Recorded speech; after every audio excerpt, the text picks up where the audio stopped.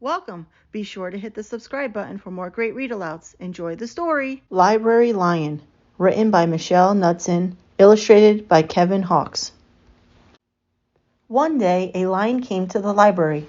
He walked right past the circulation desk and up into the stacks. Mr. McBee ran down the hall to the head librarian's office. "Miss Merriweather," he called. "No running," said Miss Merriweather, without looking up. "But there's a lion," said Mr. McBee, "in the library." "Is he breaking any rules?" asked Miss Merriweather. She was very particular about rule breaking. "Well, no," said Mr. McBee, "not really." "Then leave him be." The lion wandered all around the library. He sniffed the card catalog. He rubbed his head against the new book collection.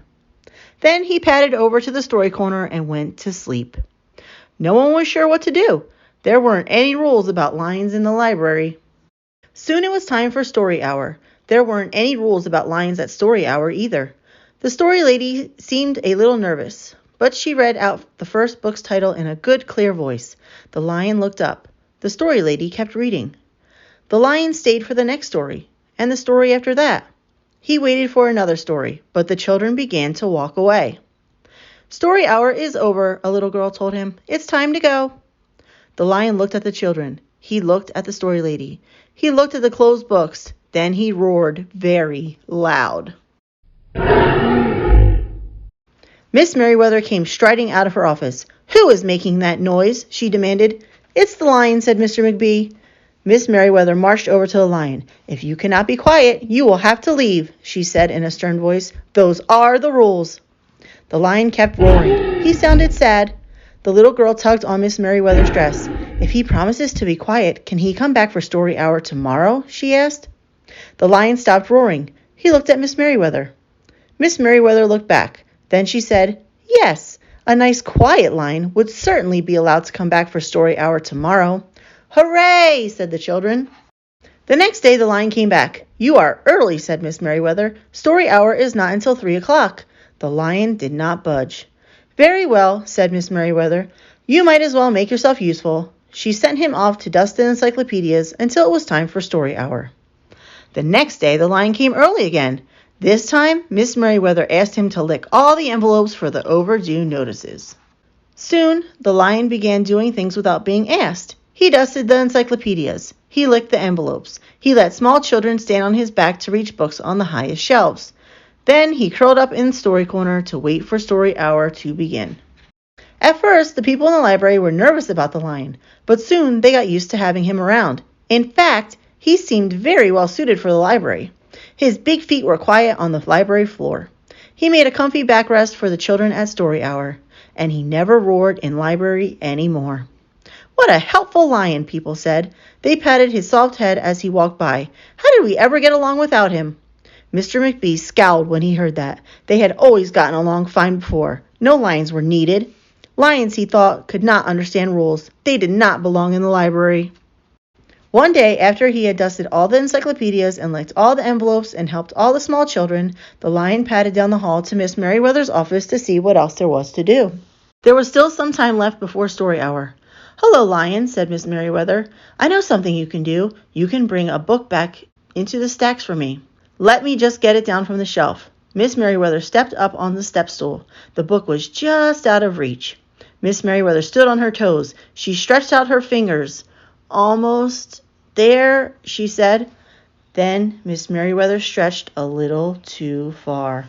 "Ouch," said Miss Merriweather softly. She did not get up. "Mr. McBee," she called after a minute. "Mr. McBee!" But Mr. McBee was at the circulation desk. He could not hear her calling. "Lion," said Miss Merriweather, "please go and get Mr. McBee." The lion ran down the hall. "No running," Miss Merriweather called after him. The lion put his big front paws up on the circulation desk and looked at Mr. McBee. "Go away, lion," said Mr. McBee. "I'm busy." The lion whined. He pointed his nose down the hall toward Miss Merriweather's office. Mr. McBee ignored him. Finally, the lion did the only thing he could think of to do. He looked Mr. McBee right in the eye.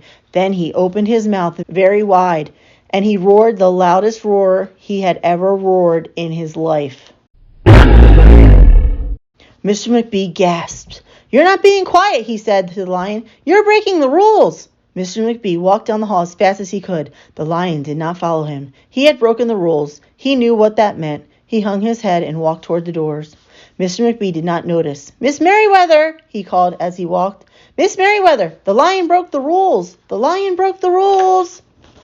He burst into Miss Merriweather's office. She was not in her chair. "Miss Merriweather?" he asked. "Sometimes," said Miss Merriweather from the floor behind the desk, "there is a good reason to break the rules, even in the library. Now please go call a doctor. I think I've broken my arm." Mr. McBee ran to call a doctor. "No running," Miss Merriweather called after him. The next day things were back to normal. Almost. Miss Merriweather's left arm was in a cast. The doctor had told her not to work too hard. "I will have my lion to help me," Miss Merriweather thought. But the lion did not come to the library that morning.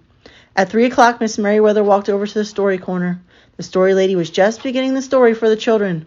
The lion was not there. People in the library kept looking up from their books and computer screens, hoping they would see a familiar furry face. But the lion did not come that day. The lion did not come the next day, either. Or the day after that. One evening, Mr. McBee stopped by Miss Merriweather's office on his way out. "Can I do anything for you before I go, Miss Merriweather?" he asked her. "No, thank you," said Miss Merriweather. She was looking out the window. Her voice was very quiet, even for the library. Mr. McBee frowned as he walked away. He thought there was probably something he could do for Miss Merriweather after all. Mr. McBee left the library, but he did not go home. He walked around the neighborhood. He looked under cars. He looked behind bushes.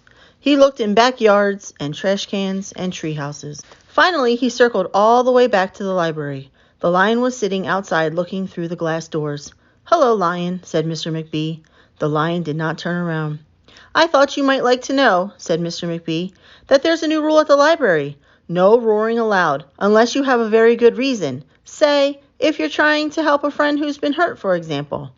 The lion's ears twitched. He turned around, but Mr. McBee was already walking away. The next day, Mr. McBee walked down the hall to Miss Merriweather's office. "What is it, Mr. McBee?" asked Miss Merriweather in her new, sad, quiet voice. "I thought you might like to know," said Mr. McBee, "that there's a lion in the library." Miss Merriweather jumped up from her chair and ran down the hall. Mr. McBee smiled. "No running," he called after her. Miss Merriweather didn't listen. Sometimes there was a good reason to break the rules, even in the library.